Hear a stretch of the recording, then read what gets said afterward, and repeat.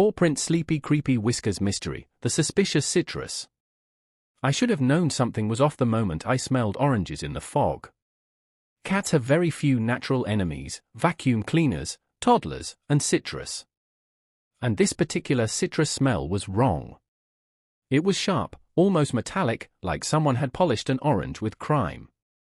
I was patrolling the narrow cobbled alleys of Little Mewchester, my reflective vest gleaming proudly. I insisted on the tiny badge myself, when Mrs. Bramble burst out of her greengrocer's shop waving a tangerine like it was evidence in a murder trial. "Officer Whiskers! It's happened again!" I sighed.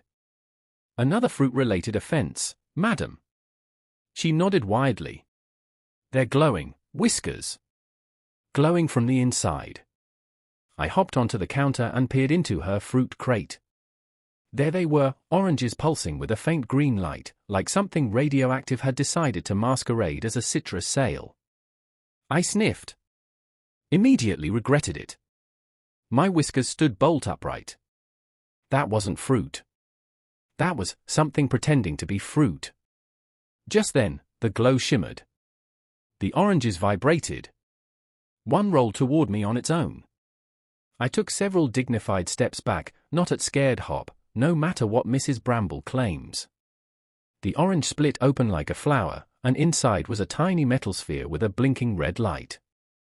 A message played in a tinny little voice. "For Whiskers. Stop sniffing around." Mrs. Bramble screamed. I narrowed my eyes. Someone was using citrus to threaten a police cat. A bold move, and a stupid one, considering I had sold 3 burglaries, 1 jewel heist, and a case involving a stolen tin of sardines just last week.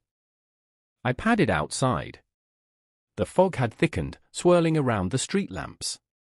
And then I heard it, soft wheels skittering across cobblestones. I followed the sound to the back lane, where a discarded orange peel lay next to tiny robotic tracks. Ah. A clever criminal. But not clever enough. I followed the tracks to the old abandoned conservatory at the edge of town. And there, among the broken glass and dead ivy, was an entire crate of glowing, buzzing, mechanical oranges. And standing over them? Professor Pipkins. A disgraced inventor. Mouse-sized. Mustache like a pipe cleaner.